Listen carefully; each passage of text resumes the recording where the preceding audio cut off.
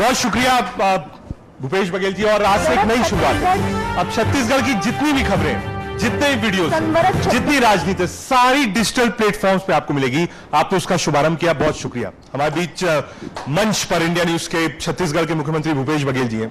Sir, सबसे पहले गढ़बो नया छत्तीसगढ़, 3.5 साल, 5 बड़ी उपलब्धियां सरकार की। देखिए, छत्तीसगढ़ में जो गढ़बो नवा छत्तीसगढ़ का जो कार्यक्रम है या हम लोग जो संकल्प लिए हैं जी, उसके पीछे छत्तीसगढ़ के महापुरुषों की सोच है। छत्तीसगढ़ में जो यहाँ गरीबी है, भुखमरी है, अशिक्षा है, बेरोजगारी है, ये तमाम मुद्दों को लेकर हमारे जो महापुरुष हैं छत्तीसगढ़ के, वो हमेशा चिंता व्यक्त करते थे। उनके चिंतन में यही सब बातें रहती थी। जब छत्तीसगढ़ राज्य बना तो दुर्भाग्य से 15 साल रमन सिंह जी मुख्यमंत्री रहे और उस विचारधारा या सोच के वो व्यक्ति नहीं थे। वो जो मूल भावना थी छत्तीसगढ़ राज्य बनाने के पीछे, उस दर्शन को लेकर आगे नहीं बढ़े। हम लोगों ने फिर कहा कि गढ़बो नवा छत्तीसगढ़, और उसमें तमाम उन लोगों को जो हमारे गरीब हैं, किसान हैं, आदिवासी हैं, अनुसूचित जाति के लोग हैं, उन तमाम लोगों के लिए कार्यक्रम हम लोगों ने बनाया। और उसमें आपने 5 कार्यक्रम की बात कही, तो सबसे पहली बात तो ये है कि राजीव गांधी किसान न्याय योजना, क्योंकि छत्तीसगढ़ किसानों का प्रदेश है जी, और इसलिए किसानों की स्थिति में सुधार के लिए आप पंजाब, हरियाणा या उत्तर प्रदेश के कुछ हिस्से की बात करें तो वहाँ तो 2 फसल और 3 फसल लेते हैं क्योंकि पानी हाथ में है। यहाँ उससे अधिक वर्षा होती है, उसके बाद भी पानी हमारे यहाँ सफिशिएंट, हमारे पास दूसरे फसल के लिए नहीं, बहुत कम जमीन है जिसमें हम 30% जमीन में ही दूसरी फसल ले पाते हैं। तो इसलिए हम लोगों ने सबसे पहले सोचा कि किसानों की अर्थव्यवस्था सुधारें, ठीक, और उसके लिए राजीव गांधी किसान न्याय योजना। पहले तो 2500 रुपये क्विंटल में धान खरीदी कर रहे थे, भारत सरकार ने डंगा लगाया, तो फिर अब उसमें 9,000 रुपया इनपुट सब्सिडी राजीव गांधी किसान न्याय योजना के माध्यम से दे रहे हैं। मैं समझता हूं कि जो राशि हम लोग दे रहे हैं, देश में इतनी राशि कोई प्रदेश नहीं दे रहा किसानों को। दूसरा जो योजना है, हम गोधन न्याय योजना, पूरे देश में गाय के नाम से राजनीति हुई, मारपीट भी हुए, थाने तक मामले पहुंचे, लोगों की हत्याएं भी हुई, मॉब लिंचिंग हुआ, राजनीति भी हुई, लेकिन गौ माता की सेवा किसी ने नहीं किया। अलग अलग प्रकार की योजनाएं बना के लेकर आते रहे, लेकिन हम लोगों ने कहा गौ माता की सेवा भी होना चाहिए और धरती माता की भी सेवा होना चाहिए। कि हमारा अकेला राज्य है, भारत माता के अलावा यदि किसी राज्य को माता के नाम से पुकारा जाता है तो छत्तीसगढ़ को छत्तीसगढ़ मातारी के रूप में हम लोग जानते हैं। तो अपनी छत्तीसगढ़ मातारी की भी हमको सेवा करना है। तो गोधन न्याय योजना के माध्यम से गोबर खरीदी, वर्मी कंपोस्ट बनाने का काम, और गौ पालकों के आर्थिक स्थिति सुधार के साथ साथ धरती माता की भी सेवा हम लोग करें, ताकि ये जमीन जो धरती से हम लोग लेते हैं वो वापस करें। आज कार्बन उत्सर्जन से पूरा विश्व चिंतित है, ग्लोबल वार्मिंग से पूरा चिंतित है। हम एक सॉल्यूशन, छोटी सी सॉल्यूशन देने की कोशिश की है कि यदि कार्बन उत्सर्जन हम कम करें तो जो पराली हम लोग जलाते हैं, और जैसे सुप्रीम कोर्ट भी चिंतित रहता है कि भाई दिल्ली को गैस चैम्बर बना दिया गया है, तो हमारे यहाँ हमने किसानों से अपील की ये पैरा जलाए मत, बल्कि पैरा दान कर दें। और अधिकांश किसान गौठानों में पैरा दान करते हैं, पैरा संग्रहण करने काम करते हैं, जिसे पराली बोलते हैं आप लोग, तो हमारे यहाँ पैरा बोलते हैं। उसको हम लोग चारा के रूप में उपयोग कर देते हैं, तो कार्बन उत्सर्जन नहीं हुआ। और जो गोबर के कारण से शहर में आप देखेंगे तो गंदगी फैली रहती थी। आज शहर में कोई गोकुल धाम की मांग नहीं कर रहा है, डेयरी से कोई परेशानी नहीं है, क्योंकि रोज गोबर बिक जाता है।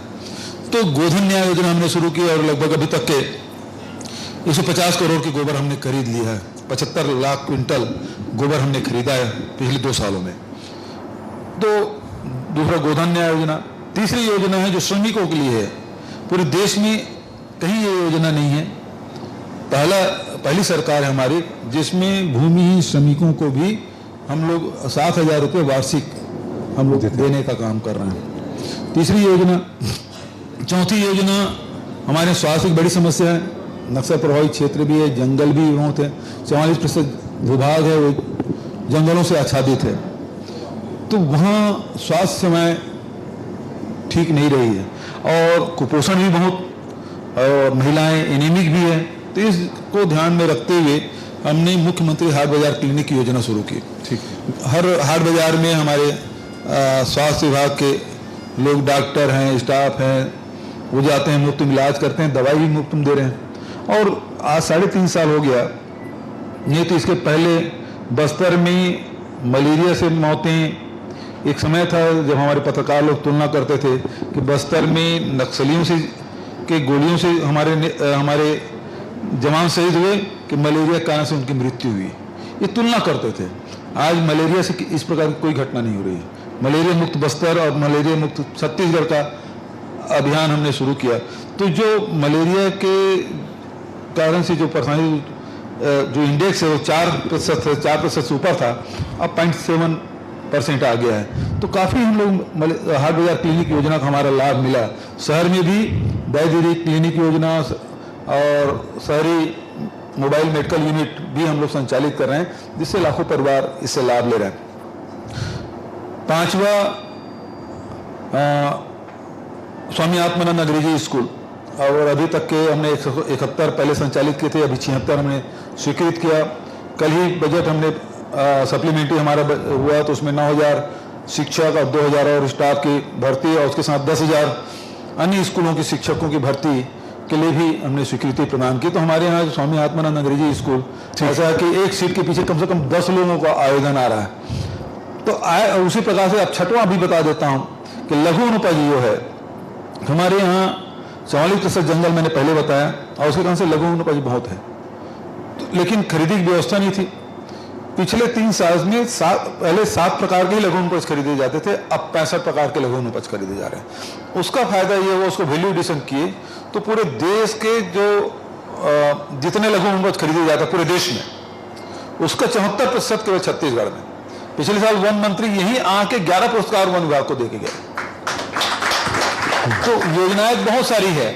अब आपने 5 बोला तो आपने 6 बता दिया सर जी। लेकिन विपक्ष ये कहता है कि यूथ को लेकर, रोजगार को लेकर जितना काम होना चाहिए था उतना नहीं हुआ। सबसे ज्यादा अगर आड़े हाथों बीजेपी आपको छत्तीसगढ़ में लेती है तो वो रोजगार के नाम पर लेती है। ठीक है साहब, यदि आप रोजगार के आंकड़े देखें तो सबसे कम बेरोजगारी हमारे छत्तीसगढ़ में। दूसरी बात यह है, रोजगार के जो अवसर हैं सब हम प्रदान कर रहे हैं। शासकीय भर्ती, ये तो 15 साल रहे, एक शिक्षक की भर्ती नहीं कर पाए। हम तो सरकार बनते ही असिस्टेंट प्रोफेसर की भर्ती किए, और शिक्षकों की, स्कूलों में शिक्षकों की भर्ती शुरू की, पटवारी की भर्ती, जवानों की भर्ती, और अभी मैंने बताया कि 20,000 पोस्ट तो अभी मैंने स्वीकृत किया। तो लगातार जितने शासकीय पद हैं उसकी स्वीकृति। हम कोई अग्निवीर नहीं बना रहे हैं, हम कोई सेना की भर्ती भारत सरकार करते हैं, लेकिन मैं कोई शिक्षा वीर या चिकित्सा वीर, पटवारी वीर, तहसील वीर ऐसा तो कोई नहीं कर रहा हूं। नहीं, लेकिन सरकार कह रही है कि अग्निवीर में दिक्कत क्या है, अग्निपथ में दिक्कत क्या है, रोजगार मिलेगी, उसके बाद जब बाहर निकलेगा सर्टिफिकेट मिलेगा, 10-12 लाख रुपए मिलेंगे। कहा विपक्ष जबरदस्ती खड़ा कर रहा है। कहा Tandon ji one pension, one rank one pension की बात कर रहे थे, अब नो रैंक नो पेंशन हो गया, और 4 साल में बेरोजगार हो जाएगा। 17 साल में भर्ती हुआ, 17 से 21 साल के बीच में भर्ती होगा, वो 4 साल बाद निकलेगा, शादी कार्ड छपवाएगा तो भूतपूर्व सैनिक, मतलब शादी पहले रिटायर। हर आदमी जब रिटायर होता है तो उसके पास नाती पोते सब रहते हैं, पूरा परिवार रहता है ना। और हम तो उसमें भी पेंशन, ओल्ड पेंशन स्कीम लागू कर दिए। हम बुढ़ापे में भी ध्यान कर रहे हैं, ये जवानी में भूतपूर्व कर रहे हैं। नहीं, लेकिन सरकार का जो तर्क है, सरकार, हालांकि हाउस चल रहा है, अभी इस पर डिबेट स्वीकार नहीं हुई, हम उम्मीद करते हैं कि इस पर डिबेट होगी। किसमें? अग्निवीर को लेकर अभी डिबेट नहीं हुई है हाउस में। लेकिन सरकार के अपने 3-4 तथ्य हैं। उन्होंने कहा साहब 25% का कोटा है, हम रख लेंगे, कोई दिक्कत नहीं है। कहाँ? सरकारी नौकरियों में प्राइवेट फर्म से वो भी बाहर आए। उन्होंने कहा कि साहब आप अग्निवीर बनाइए, हम उनको प्राथमिकता देंगे। तो जो उन्होंने कहा, उन्होंने इस बात को कैटेगरी कहा कि भाई एक अगर 12वीं पास है या 10वीं पास, अगर वो बेरोजगार है और अगर वो 4 साल अग्निवीर बन के आ रहा है। बहुत मजेदार किस्सा होने जा रहा है। तो पत्रकार सवाल पूछ रहे हैं, पूछने के लिए हैं, अब उल्टा ये हो रहा है कि मैं इनसे सवाल पूछूंगा। ठीक है सर, बिल्कुल। सवाल ये है, हाँ, सवाल ये है कि भारत सरकार ने अब तक के जो रिटायर्ड जितने भी सेना के लोग हैं उसको कितना परसेंट आज तक नौकरी दे पाए? अभी ऐसा कोई प्रावधान फिलहाल नहीं, इसके पहले भी है। हाँ, क्षमा चाहूंगा, नहीं, अभी भी 2% से कम लोगों को नौकरी मिली है। 2% से कम, एक सर्विसमैन में, एक सर्विसमैन को 2% से भी कम मिला है। अब कहां 25% दे पाएंगे भाई? और फिर एक मिनट, दूसरा सवाल, यदि सेना में तो बिना आरक्षण के होता है, हाँ, बिना आरक्षण के होता है, अब 25% उसको लोगे तो आरक्षण का क्या होगा, मुझे बताइए। सवाल मैं आपसे कर रहा हूं सर, ये तो होना दिए था। ये जो सवाल है ये तो सरकार देगी, लेकिन उसमें एक जो कॉलम आया है, यही दिक्कत आजकल ना मुश्किल यही हो गया है पत्रकारों के साथ, वो किसी एक पक्ष में खड़े हो जाते हैं, जो कि न्यूट्रल होना चाहिए वो नहीं हो पा रहा है। मैं बिल्कुल न्यूट्रलिटी से हाँ, तो मैं जानता हूं आप बहुत न्यूट्रल हैं, मैं बिल्कुल, लेकिन आपके माध्यम से पूरे पत्रकारों ने कहना चाहता। हाँ ठीक है, वो ठीक है सर। एक उसमें क्लॉज और भी आया है जिसको लेकर कांग्रेस ने उठाया, और हालांकि राजनाथ जी ने उस पर सफाई भी दी, कहा जो जाति प्रमाण पत्र मांगा गया ये गलत। तो भाई सेना में जब आप आरक्षण नहीं है उसको कोई विरोध भी नहीं कर रहा है, सेना है उसमें आरक्षण नहीं होना चाहिए, पहले व्यवस्था है, तो आज जाति प्रमाण क्यों मांग रहे हो? सेना में जब जवान भर्ती होता है तो उसको मतलब कंधे से कंधे मिला के लड़ना होता है, क्योंकि जान की बाजी लगाना है, चाहे जवान हो चाहे अफसर हो। लेकिन आपने पहले जवान और अफसर के बीच में खाई कर दी। वो 30 साल का नौकरी करेगा अफसर, और 30 साल का, और जो जवान है वो 4 साल का, तो उसमें अंतर तो आगे, मैं 4 साल के बाद तो रिटायर होने वाला हूं। अब उसको पता चला कि 6 महीने बाद मेरे रिटायरमेंट होना है, युद्ध छिड़ा है, अरे यार मैं अपनी जान बचाऊं, वो जज्बा कहां रहेगा? जज्बा जब नहीं रहेगा तो लड़ेगा कैसे? तो वो खत्म कर रहे हो आप जज्बा। ठीक है सर, कुछ राष्ट्रीय विषय, क्योंकि इधर कई बार आपका दिल्ली भी जाना है, तो राष्ट्रीय विषय है जिसमें आप बात कर रहे थे, राजनीतिक राष्ट्रीय विषय, क्योंकि ये मैं सेना को कभी ठीक आ जाइए। जब पेशी हुई सर, आप भी थे, अशोक गहलोत जी थे, देश भर के नेता है, पार्टी है, आप लोग जा सकते हैं, आपका नेतृत्व है। बीजेपी ये कह रही है कि साहब ईडी ने बुलाया है, अगर कोई दिक्कत नहीं है, आप पाक साफ हैं, जाइए सवालों के जवाब दीजिए, पहला। दूसरा कि अगर कुछ नहीं था तो आप कोर्ट गए, कोर्ट ने क्वेश्चन क्यों नहीं किया, इतना बवाल क्यों है, और उदाहरण क्या दिया जाता है? बीजेपी जो देती है, बीजेपी कहती है कि साहब नरेंद्र मोदी भी जब चीफ मिनिस्टर थे उनको बुलाया गया था एसआईटी के सामने, रात में 1:30 बजे निकले थे, कोई हंगामा नहीं था, कोई गिरफ्तारियां नहीं थी, कोई लोग नहीं थे। अगर राहुल गांधी और सोनिया गांधी को बुलाया जाता है, अभी आपने सुना होगा पार्लियामेंट्री अफेयर मिनिस्टर ने कहा कि सोनिया गांधी कोई महामानव नहीं है, जो लॉ है वो रहेगा। बहुत अच्छी बात कर रहे हैं, आपको इतना डर नहीं है तो 24 अकबर रोड में तो आप थे। हाँ मैं था, छावनी बना दिया गया था, ना आपको जाने दे रहे थे ना मेरे जाने दे रहे थे। कभी हुआ है बिना इमरजेंसी लगाए किसी राजनीतिक दल के कार्यालय को आप कैंप मतलब छावनी में बदल दें और किसी जाने ना दें? कोई कार्यकर्ता नहीं जा पा रहे, पार्टी पदाधिकारी नहीं जा पा रहे, मुख्यमंत्री तक नहीं जा पा रहे हैं, और एक दिन ही 1 सप्ताह तक आप कर रहे हैं। आपको किस बात का डर है? हमारे कार्यालय भी नहीं जाने देंगे आप। और दूसरी बात है, ईडी का काम क्या है? ईडी का काम यह है जब कहीं एफआईआर हो जाए, कहीं मनी लॉन्ड्रिंग हो जाए तो ईडी वहां प्रवेश करती, उसका काम वहां शुरू होता है। ठीक है। अब मुझे नेशनल हेराल्ड में बता दीजिए कौन सा मनी, कहां मनी और कहां लॉन्ड्रिंग हुआ? सब चेक में हुआ है, और किसको दिए? नेशनल हेराल्ड को। नेशनल हेराल्ड क्या है? 1937 में जवाहरलाल नेहरू ने, टंडन जी ने, किदवई जी ने और सरदार वल्लभ भाई पटेल ने मिलकर एजीएल बनाया। अब आप भी अब मीडिया हाउस से जुड़े हुए हैं, अभी एक कोरोना आया 2 साल के लिए, सैलरी आप सबकी आधी हो गई साहब। कितने लोग हैं, स्टाफ की छटनी हो गई, कितने मीडिया हाउस है जिसमें सब स्टाफ की छटनी कर दी गई। 2 लोगों के काम को 3 लोगों के काम को अकेले करना पड़ता है। आप कैमरामैन भी बन जाते हैं, आप एंकर भी बन जाते हैं, सब कुछ करना पड़ रहा है। तो मीडिया चलाना कितना कठिन काम है। और एक जैसे आजादी की लड़ाई में उसकी भूमिका रही नेशनल हेराल्ड, उसको बचाना सब कांग्रेसियों के, सब देश के लोगों को यह था कि भाई ये बचना चाहिए। और पैसा किसको गया? पत्रकारों की गया, जो वहां कर्मचारी थे उनको गया, और वहां बिजली खर्चा उसके देख 90 करोड़ रुपया 10 साल में 100 किस्तों में दिया गया, और सब चेक में दिया गया, और सब ऑडिट हुआ है ना। और 2015 में यही ईडी कहती है कि इसमें ईडी का कोई केस नहीं बनता। आपने उस फाइल को बंद कर दिया। उस समय में मोदी जी प्रधानमंत्री थे जिस समय फाइल बंद कर दिया गया। आज फिर खोले हैं। सोनिया गांधी महामानव नहीं है, बिल्कुल सही बात, लेकिन उसके पृष्ठभूमि भी देखिए। जो महिला देश के प्रधानमंत्री जैसे कुर्सी को 2-2 बार त्याग दिया हो, वो 90 करोड़ रुपया और वो के लिए कुछ करेगी? क्या आप मानते हैं 90 करोड़ के लिए करेगी? एक संस्था है बचाने के लिए कांग्रेस पार्टी ने दान दे दिया, मतलब सहयोग दिया, क्षमा चाहूंगा, लोन दिया, उसके ईडी पीछे पड़ी है। छत्तीसगढ़ में जितने इन्वेस्टर हैं चीट फंड कंपनियों में 6,500 करोड़ रुपया लगाया। और यही लोग रमन सिंह, उसका लड़का अभिषेक सिंह, वीणा सिंह, धरमलाल कौशिक, नारायण चंदेल, तमाम नेता लोग जाके चीट फंड कंपनियों कार्यालय के उद्घाटन के ब्रांड एम्बेसडर बने हुए थे। पैसा डकार के भाग गए चीट फंड कंपनियां। ये धरमलाल कौशिक जी और नारायण चंदेल जी चांपा जांजगीर में रोजगार मेला लगाए और चीट फंड कंपनियों के कलेक्टर बुलाया, शासकीय कार्यक्रम, और बुला के उसको सर्टिफिकेट दे रहे हैं, ये रोजगार, आप एजेंट बन जाइए इस कंपनी का, और दे दिए। आज कोर्ट के आदेश पर अभिषेक सिंह के खिलाफ एफआईआर है। मसूदन यादव के खिलाफ शिकायतें हैं। सब भाजपा के लोग हैं, सांसद है, पूर्व सांसद दोनों।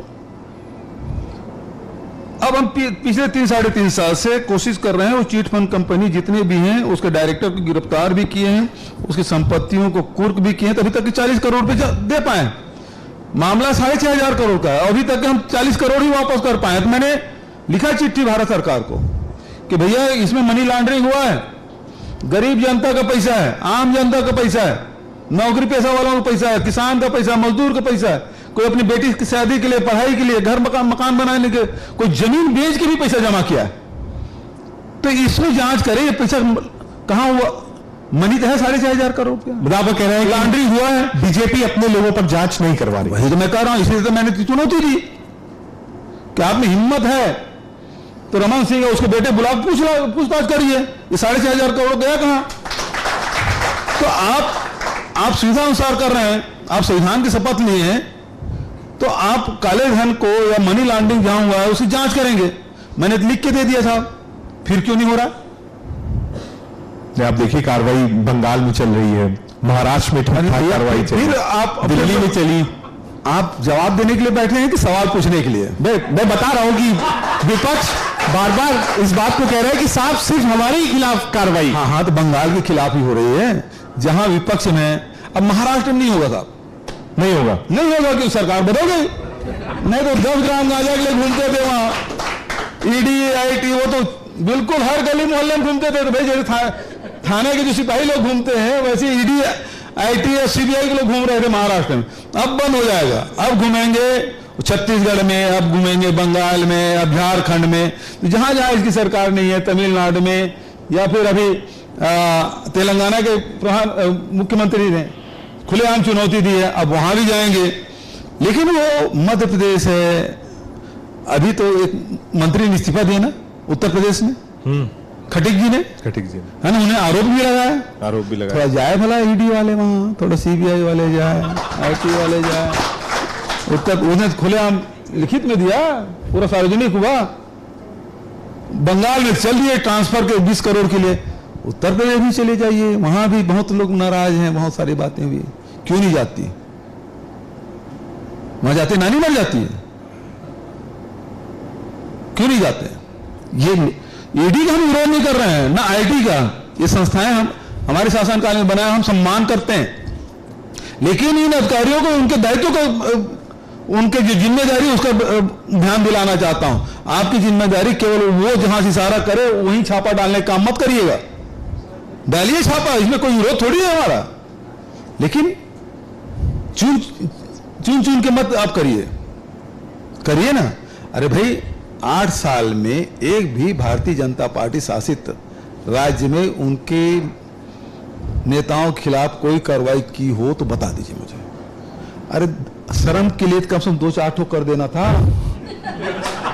नहीं सर, लेकिन बताने के लिए आप चीफ मिनिस्टर हैं। हम सब मानव हैं, सभी लोग दूध के धुले नहीं हो सकते, हम में भी गलती हो सकती है, लेकिन इसका मतलब ये नहीं है कि सामने वाले बिल्कुल दूध के धुले हुए हैं, बिल्कुल हरिश्चंद्र के औलाद हैं, ऐसा तो नहीं है। तो कुछ कार्रवाई मान लो 10 यहाँ करते तो 2-3 उधर भी कर दीजिए। अरे कुछ तो करिए। अब बैलेंस आप कह रहे हैं, बैलेंस नहीं है। अरे बताने का आप बता, अरे अपने बच्चों के सामने आप क्या सामना करोगे? ईडी के अधिकारियों से मैं कहना चाहूंगा, आईटी के अधिकारियों से, अपने बच्चों का सामना किस प्रकार से करेंगे? पत्नी सामने क्या नजर मिला के बात करेंगे कि आपने शपथ ली है संविधान की, देश की सेवक हैं आप, तो आपकी जिम्मेदारी है कि आप कहीं थोड़ा सा निष्पक्ष निष्पक्ष तो है ही नहीं, अरे दिखने की कोशिश कर लीजिए, बस इतना मेरा निवेदन था। ठीक है सर, क्योंकि आपने महाराष्ट्र का जिक्र किया, आपकी मिली जुली सरकार थी, महाविकास आघाड़ी थी, कांग्रेस भी उसमें पार्ट थी। क्योंकि आप भी चीफ मिनिस्टर है, ये सवाल राजनीतिक पूछना चाहूंगा। एक चीफ मिनिस्टर के 40 विधायक चले जाते हैं, उसको खबर नहीं होती, तो क्या इसके लिए भी पूर्णतः ईडी को जिम्मेदार मानेंगे? एक चीफ मिनिस्टर के 40 से ज्यादा विधायक स्टेट छोड़कर जाते हैं, कहीं और चले जाते हैं, उसको कोई खबर नहीं होती। बिल्कुल सही कहा आपने। जब ऐसा है, ईडी आईटी जब किसी के पीछे लगे, वहां एक विधायक हैं, आजकल तो हिंदू मुसलमान पूरे देश में चल रहा है, लेकिन सत्तार साहब हैं वहां विधायक महाराष्ट्र में, वो हिंदुत्व को बचाने के लिए वो गुवाहाटी गए थे, हिंदुत्व खतरे में था, उसको सत्तार साहब बचाने गए थे। सत्तारी नाम होगा शायद उसका विधायक का, है ना? मुझे पूरा नाम नहीं, लेकिन मुस्लिम फेलो है? एक मुसलमान विधायक है, सत्तारी है ना, वो हिंदुत्व बचाने गया था। अब समझ सकते हैं साहब कैसे बचाने गए होंगे।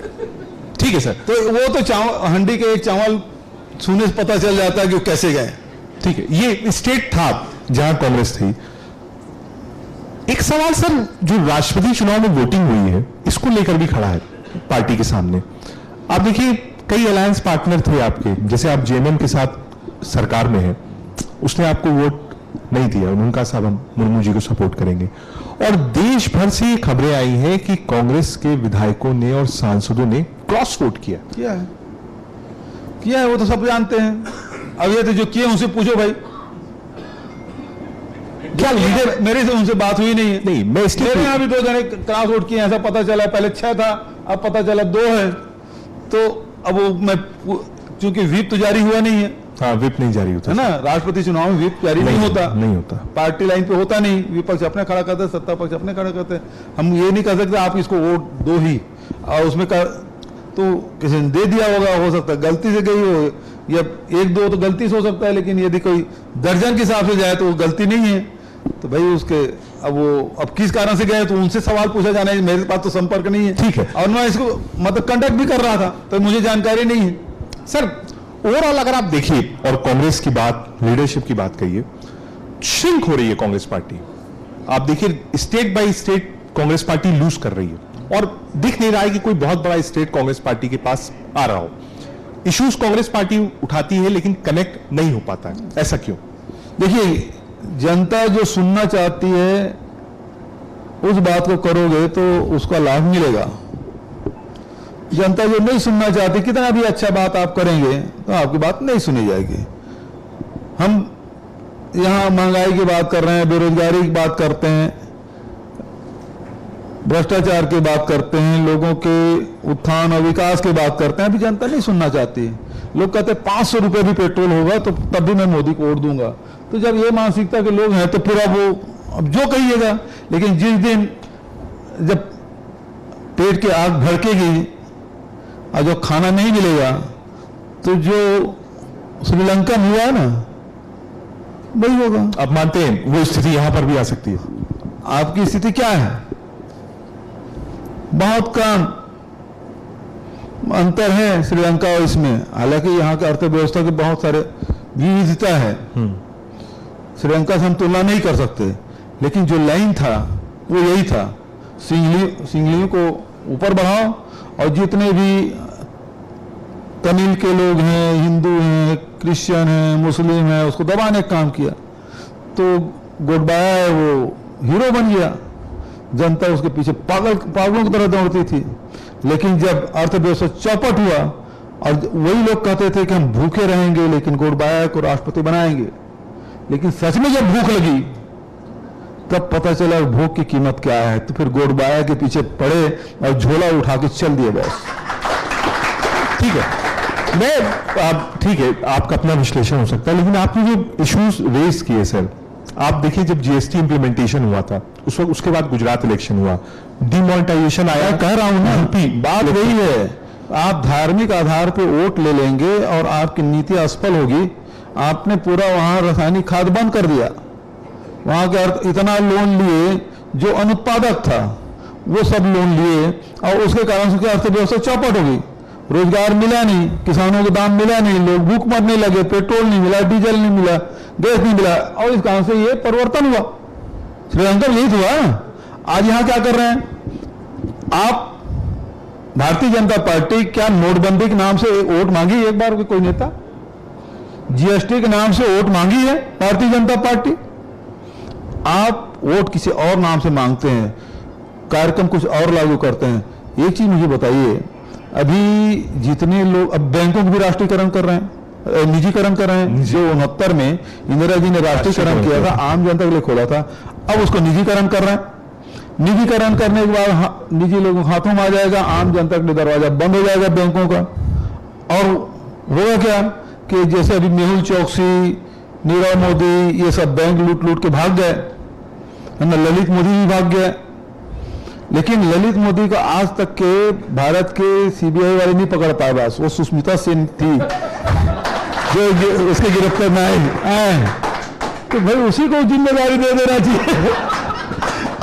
तो आज स्थिति ये है, मैं कहना चाहता हूं बहुत गंभीर बात, यदि ऐसी 2-4 मिलियनियर भारत को छोड़ के और चला जाए तो स्थिति क्या बनेगी?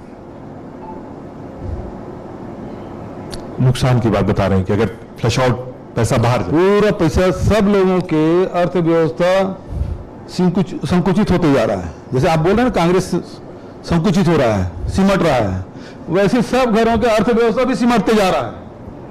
कांग्रेस है वो सबके अर्थव्यवस्था फैलाने का काम करते हैं, चाहे रोजगार हो, व्यापार हो, सबके घर के अर्थव्यवस्था ठीक करने का काम करते रही।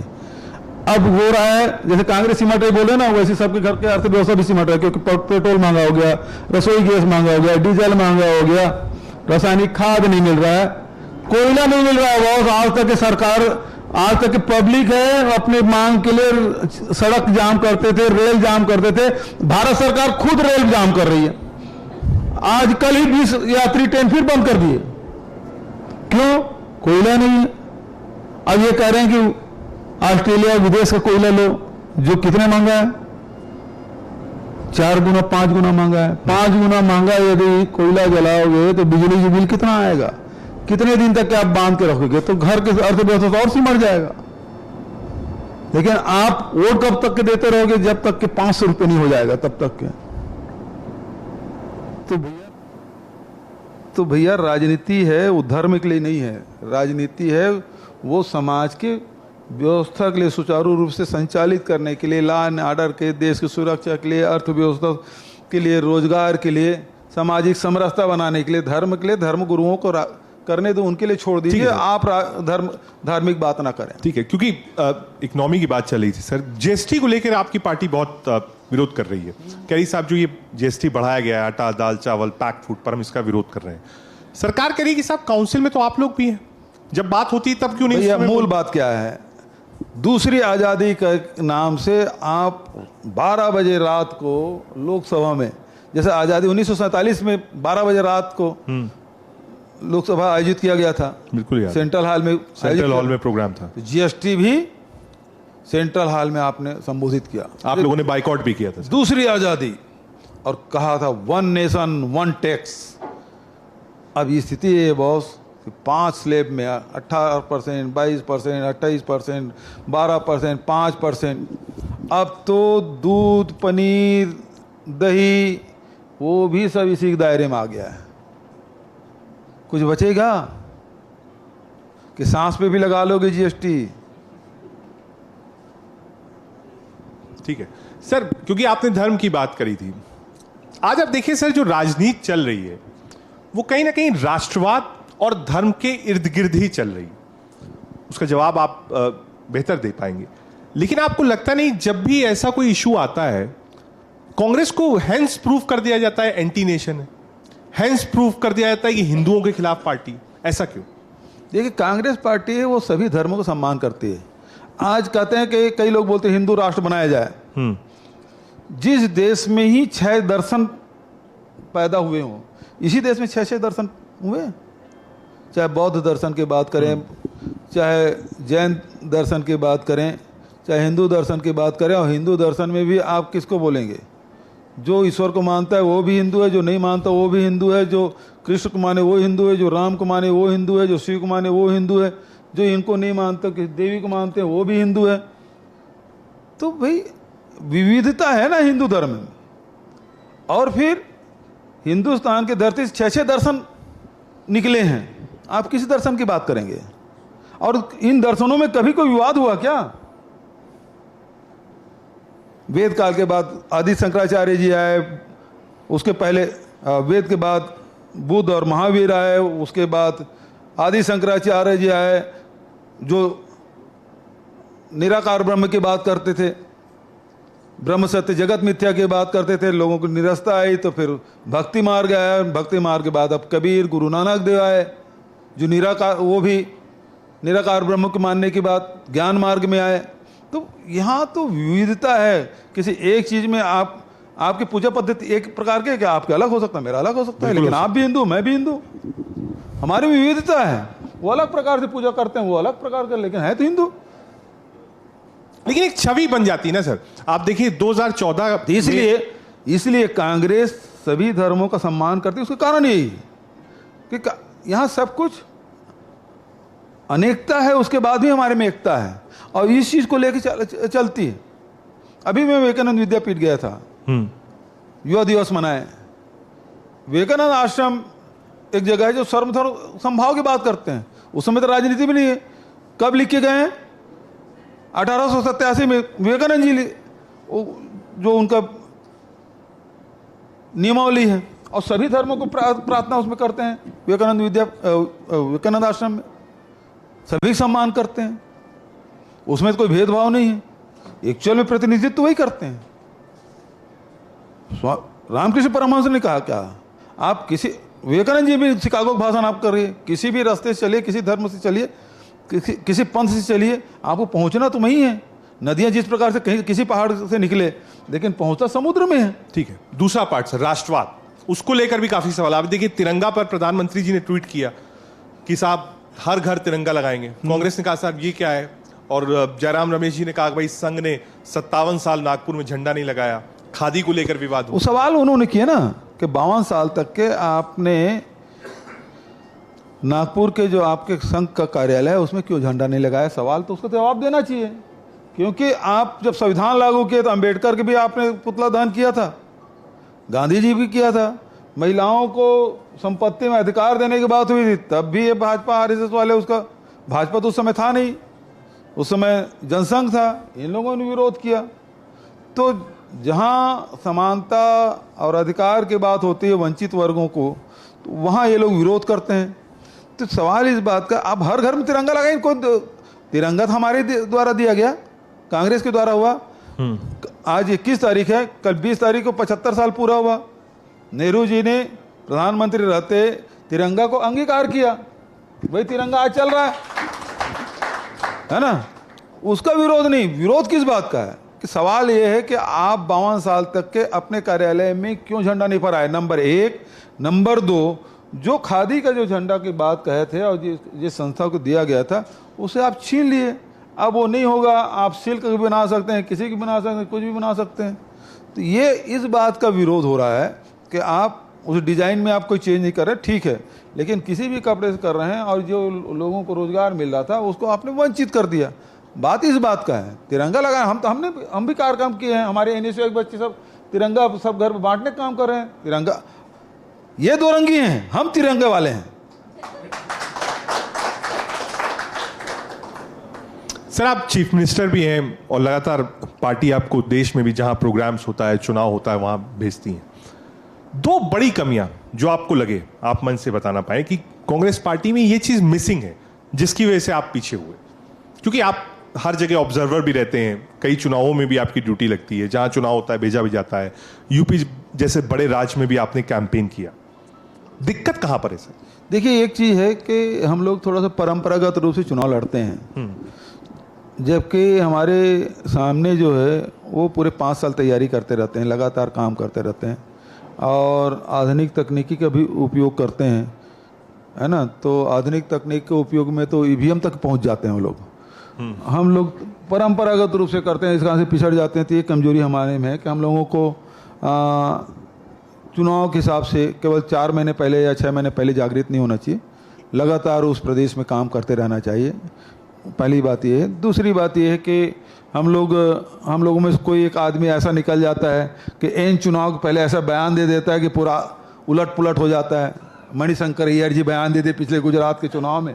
नहीं, इस बार भी सर गुजरात के अध्यक्ष ने कुछ कहा है। अब वो मुझे जानकारी नहीं है, आप लोगों को ज़्यादा जानकारी होगी। तो इस प्रकार से जो बयानबाजी हो रहे हैं उसमें रुकना चाहिए, सबको एक साथ मिल के लड़ें। अरे हम लोग अंग्रेजों को भगा दिए बॉस, तो उनके मानने वालों क्या बात है। ठीक है हमारे सर, छत्तीसगढ़ में वो जो शब्द है बहुत फेमस है, कका शब्द चल रहा है, उसके बारे में कुछ बताइए ना सर। अब ये कका शब्द तो पब्लिक की तरफ से आया है, वो देखो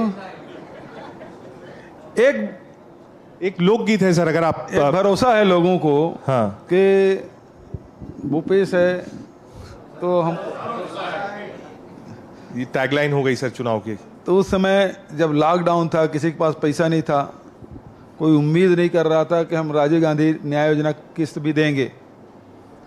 जब लोगों के लिए, लोग ऑक्सीजन के लिए पूरे देश में तड़प रहे थे, तो लोगों को विश्वास था कि हमारे ऑक्सीजन की पूर्ति होगी, हमको रेमडेसिविर मिलेगा, हमारी दवाइयों की व्यवस्था होगी, हमारे बेड की व्यवस्था होगी। तो एक विश्वास लोगों में बन गया है। तो पिछली सरकार में तो महुआ 2 रुपये किलो में कोई खरीदने वाला नहीं, सड़कों में फेंकते थे आदिवासी, कभी महुआ फेंकेंगे, लेकिन फेंकने में मजबूर हुआ।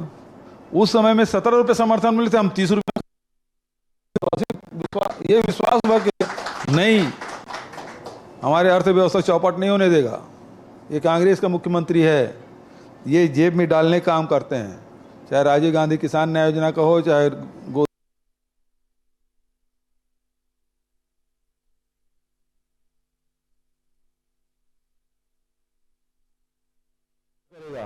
ये विश्वास यहाँ की जनता को है, इसलिए कहते हैं कका है तो भरोसा है। ठीक है, एक लोकगीत है सर, मैं 1.5 मिनट सिर्फ आपका लूंगा। बहुत अच्छा, आरू आई है। हाँ, मैं गावे आरू। बासी नून के मान बढ़ा दिस, बासी नून के मान बढ़ा दिस, गेड़ी भारा बाटीला अभिमान देवा दिस, अभिमान देवा दिस। वाह,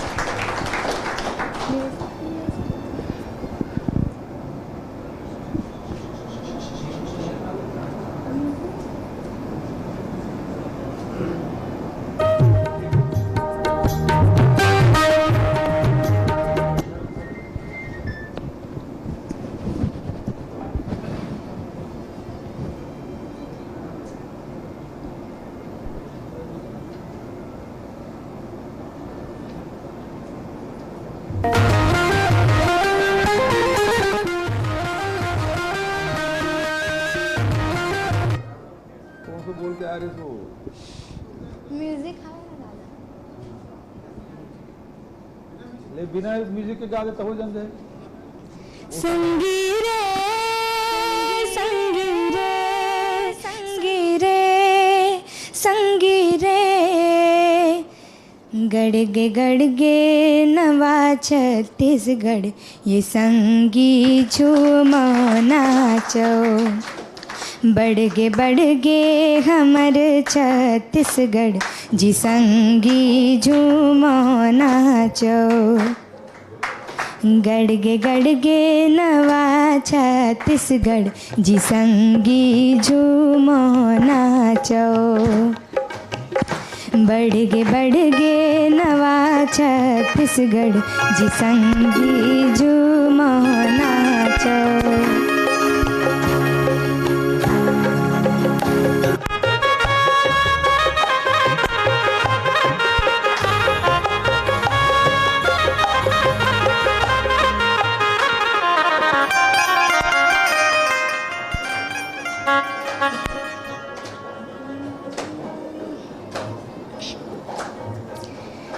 भूपेश कका के राज हावे, जिंदगी अपन सब सुगरावे।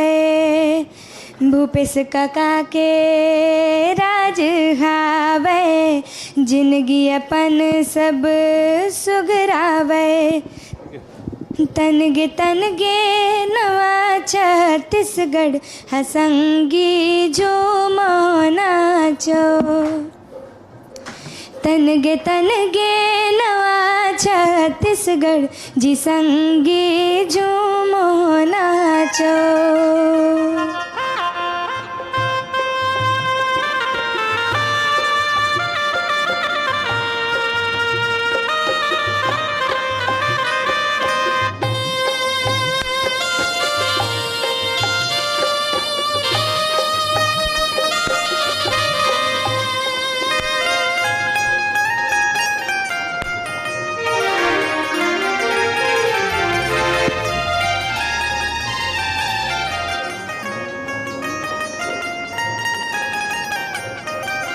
नरवा गरवा घुरवा बारी, सजगे संगी बारी फूलवारी।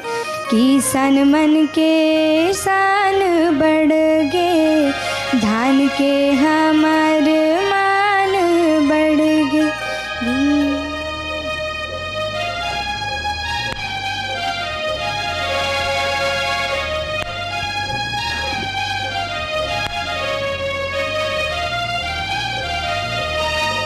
गौ माता के जिंदगी बन गे, जी संगी जो नाचो।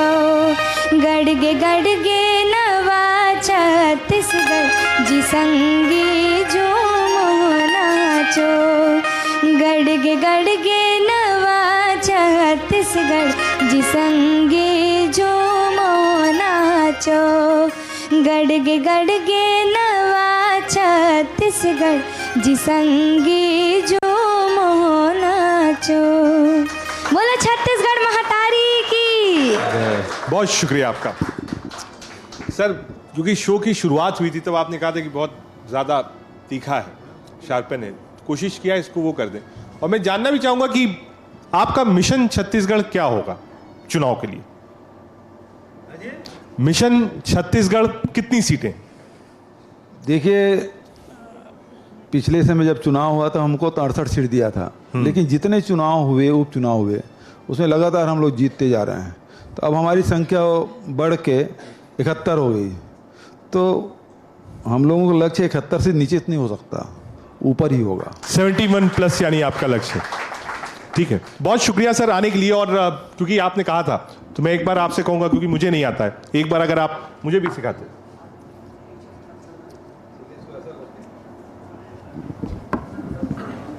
चलिए कोशिश करिए।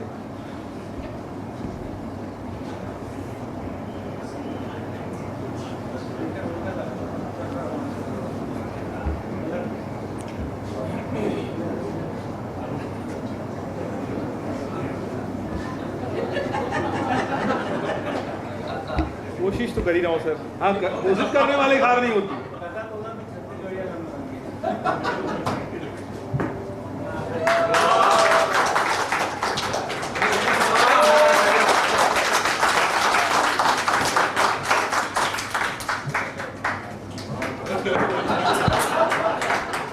बहुत शुक्रिया सर मंच पर आने के लिए और हमको अपना कीमती वक्त देने के लिए। बहुत शुक्रिया sir. For more such videos, subscribe to the NewsX YouTube channel, hit the bell icon.